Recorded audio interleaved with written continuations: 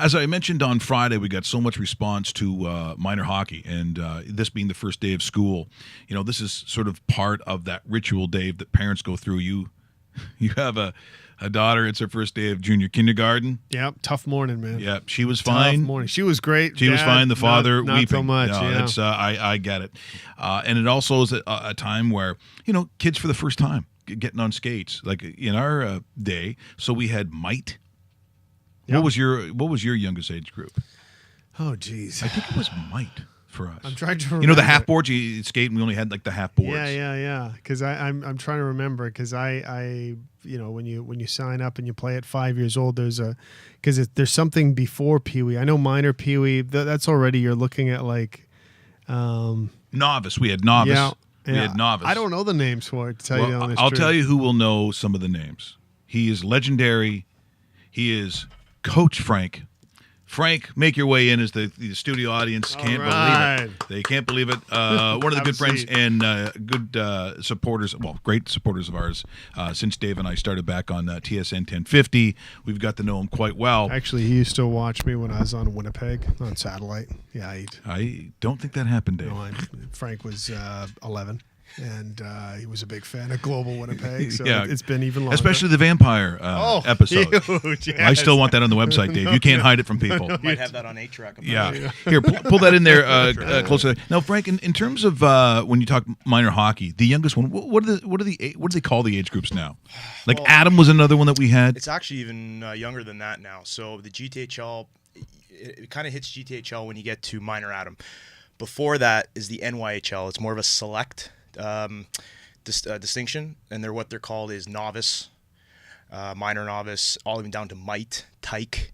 So it goes all the way down to about 5-6 years old now. So in terms of rep hockey, how early are kids being distinguished as being elite players? In the GTHL, you're probably talking about AAA starts at about 8 years old. Okay. And that's the minor Adam piece. I don't have a problem with that. If you're 8 years old and you're a good athlete, go nuts. You can see it at that point. Well, the issue is before that, the NYHL I was talking about, there's tiers. So you'll get a mix of the AAA players playing with the maybe house league players. And that's where you start seeing more of that domination at the very young age.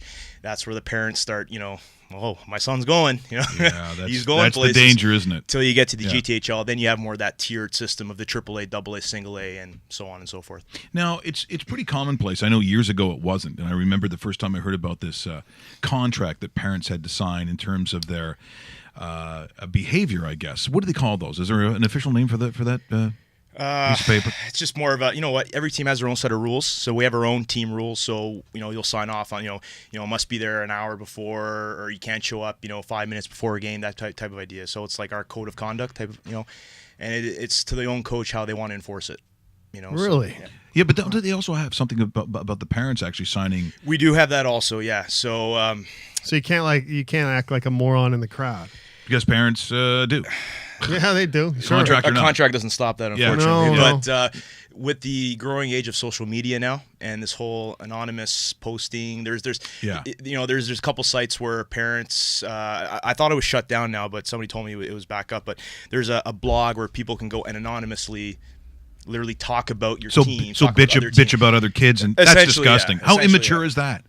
It's like that everywhere. Yeah. They got one. Exactly, they got one here in Toronto with the media, and people seem to go on there and bitch about this guy and that guy and this guy. Yeah, they're essentially keyboard warriors. That's what it is. Right. And it's the sad thing is that it could be your own parent from your own team. You have no idea. See, that's what I think is just despicable. You've got a problem. Yeah. If you have a problem in a mature fashion, so you're the coach. What age group are you now? What age group are you? So doing my boys are now minor Bantam, so they would be 13, 14 years old. Okay, so that's an important year in terms first year of contact. Sure it is. Yeah. Sure it is. Yeah. So if I've got a problem, and again, when we start talking about the monies that it takes to play hockey, especially in the GTHL, that's when if little Davey isn't getting ice time, and I'm spending $10,000 a year on this. Yeah, essentially, yeah. So is that a lot of motivation for parents to go, how come Dave's not seeing more ice time? Is it because of the cost? Cost doesn't dictate ice. If you want to do it properly, cost doesn't dictate ice. What the cost really goes to is development. You have to kind of know where you're. But some parents would be pissed if there's been $10,000 and Dave's on the fourth line, hardly getting any ice time. Well, you know what? to the parents' credit too, there's got to be communication with the coach. If the coach doesn't say a word to you all year and you kind of want to know where your son stands for, then you pretty much got to make up your own mind. But if there's constant communication, every couple months we see where they are on the development track, you'll know where your son stands. And essentially, don't say a word. Where are you guys right now? We're sitting there in September, first week of September. When's the season start? And you guys have been in the ice for a while now. Well, yeah, actually, we just came back from Buffalo last week. I couldn't go, but the other staff took care of it. There was a nice tournament held by the Buffalo Junior Sabres. Former NHLer Craig Rivet actually coaches that team. His son, they're a great team. So a couple of the more elite teams in the G go down there, play some American teams. Wow. Like an exhibition series. Yeah, I was going to say, so this is even before your season started. Yeah, so it's about 4 teams from the GTHL, a couple teams from Western New York, a couple teams from, I think 1 or 2 from Chicago, something like that. And just an exhibition series. It's good hockey. And we've just finished training camp, and we're gearing up for what they call early bird tournaments now, kind of where you now play just the GTHL teams and gear up for the season starting next week. Well, I got to tell you, Coach Frank, it's really difficult to coach in many different levels of whatever the rep sport is. But in this country, when I think of AAA, especially in this part of the world, GTHL is just massive, and we talked about just how many they feed into the NHL. Yeah. There is a lot of pressure, I would think, that goes with not only as a parent understanding where your kid actually is, but why someone like yourself would do that. Because there are a lot of people, like including myself, who go, I could not deal with parents, especially that 13, 14, telling me probably how to coach, why you're a terrible coach, why they're a better coach. If you're a better coach, how come you're not doing it? I think that's a tough place. Different people have different motivations for it. I'll give you a quick synopsis on why I did it. In my first year university, I got hurt playing my type of hockey, but I wanted to stay close to the game. So I became a coach. I enjoyed it. I just went with it, kept me close to the game, and I've been doing it for about 12, 13 years now. Some guys who just finished maybe pro hockey in Europe want to stay close to the game. They open up a hockey school here, keep their ties close to the city, and they actually get paid to do it. I don't. I'm a volunteer, so I don't want the emails, the headaches, the phone calls. I just come, do my job. Thank you very much. And if I see a kid 5, 10 years down the road, and hey, Coach Frank, thanks for helping me out. That's why I do it. I learned. I've had these same kids since they were 6, and they're now 13. It kind of prepared me maybe how to handle my own children. That's now I have a little boy. I know how some of these little kids act as they get older, right? So now you talk about this group staying together, but we also ventured, Dave, down the road of how many people, because it's a conversation Dave and I had like months ago about the old story of those in a farm, an agricultural kind of area. Maybe it's northern Manitoba or Alberta, Ontario, and you heard the story that dad worked at the lumber mill, you skated on a pond, and all of a sudden he ends up being like, one of the top draft picks. And I'm thinking those stories, as we said, they become less and less and less, because unless you're playing in a bigger fishbowl, it's really hard. And I don't hear a lot of those stories anymore. Like even Austin Matthews had to go somewhere significant because he couldn't have played in Arizona forever, or he never would have been seen. You got Switzerland, you've got university hockey. So how many families have moved to play for you in the GTHL? Okay, so the G is what you call, there's a lot of jersey collectors, as we call them, right? Because the city is so populated with kids that want to play, there's 12 teams in our loop, so a lot of them will play for maybe 5, 6 teams before they're 10 years over. Now, with there are boundaries, so it goes as far as Scarborough, and as north as west as Oakville. So within those boundaries, you can play. There are kids now who have now come from, like I mentioned, you 2 or 3 from China have now come here to live with billet parents. See, that's crazy. Moving, China, that's China, unheard of. Yeah. Florida's a big one too. It's becoming really popular. The team down there is coached by Brian Rafalski. Yeah. His son is actually a very good player. And when we play in these tournaments, these spring-summer tournaments, it'll be like, hey, ever think of coming to Toronto, maybe playing more challenging for you, right? Because these are travel teams. There's not a big population down there where they can make their own league. Right. These teams will travel the Southern Belt. They'll come up to play these big tournaments, but they want their own league. So they say, hey, maybe the parents will say, if I can find a job in Toronto, I'll move my kids up to Toronto, and that's what happens. They join our league.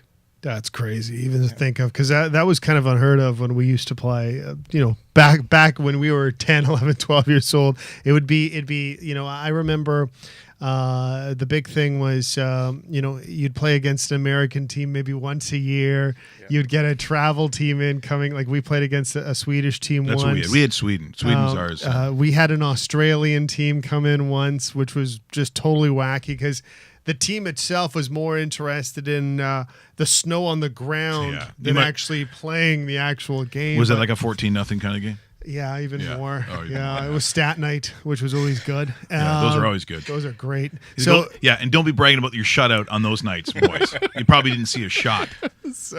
But nowadays, it's when he's talking about preseason tournaments and other stuff, like, in the course of this hockey season, how many quote unquote tournaments are you guys actually going to be involved in?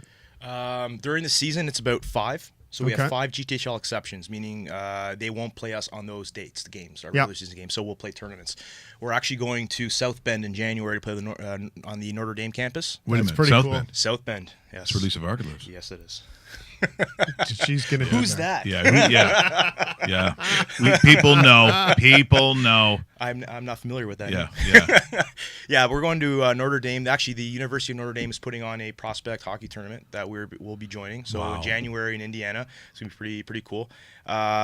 Mostly local, so we'll do a lot of the GTHL sponsored tournaments. Yep. And maybe I think there's one more going on in Buffalo. They're just Western New York, so it's a good hockey hotbed. I was gonna say when you have Buffalo a drive away, Detroit a drive away, that's where a lot of the pro teams like the Ilitch family itself really got involved with Michigan hockey, and I'm guessing you're probably seeing the start of it, even though they've been there for a couple of years already. The Pagula family is really in depth with kids hockey. The city as a whole, they're unbelievable what they do for that. Believe it or not, when we go to Buffalo, they actually let us use the is it the Harbor Center now? They've changed so many times. I don't even know whatever it is, but they actually let them use. And they have a practice facility. They do attached to it now. Gorgeous. So it's like the money that's invested in that area, and when you talk about former NHLers. In the Niagara area itself, Western New York itself, there must be like 500 former NHLers somewhere in that area doing something. If you played for Buffalo, and this is staying in there. You stay there. Which is crazy. Like the French Connection, most of those guys stayed. Harry Neal has never left that area. And I, it's just because the houses are affordable, and once you're on the other side, you get outside of the city. You're often that, as you said, that Niagara area, the peninsula. It's gorgeous. Yep. It's gorgeous. It's very lush, and guys have like these castles, And so the cost of living is so low. Why wouldn't you stay? They love it. They truly do. Mm-hmm. Coach Frank, thanks so much for joining us here on the program. Wait, I got him a gift because I found out he was. You got a gift, did you? What is it? So as a thank you. This is amazing. This truly is beautiful. This is well, I'm not going to say a plaque. I'm going to say a trophy of sort of the last time the Maple Leafs won a Stanley Cup. Oh, that's so wonderful. The date there is saying 1967. Russell tried wrestling me for it, but I ended up winning it. So this is now in your hands. That's the last time this team has won a Stanley Cup, and hopefully for your sake, there isn't a Stanley Cup here anytime soon because I'll never hear the end of it. But I got a feeling there could be something within the next 5 to 7 years that maybe we'll have to upgrade that. That is just really amazing. Of course, I'm playing the shit music behind it as well, which I haven't played that in a while. No, so you haven't. And George Takei can't believe it either. Oh my! Oh yeah, that's everything. Everything just happened right there. Coach Frank, thank you so much. Coach Frank, ladies and gentlemen. Wait, before he goes too, because I know we're going to talk some NFL. Who's your NFL teams in the Super Bowl? Super Bowl. Can't go against Brady. I'm going to take Brady. Yeah. And I'm going to go on a limb here. I'm actually going to take the Giants this year. That's interesting. The Giants. I do got futures on the Giants and futures on the Seahawks in that conference. That's interesting. Now get the hell off the show. Okay. It's appreciate it, guys. Yeah, who's coming up next, Pete? And now Coach Frank's dad. No, your mom will probably getting there too. Last time I saw your mom, she's like, "You take care of yourself. I'm watching you." I go, "What's with all the pressure all of a sudden?" I just came from Nicole's tiramisu. All of a sudden, people are yelling at me. It's an Italian household. Hey, smarten up, you. I didn't do anything. Don't hurt me. What? Did we just become best friends? Yep.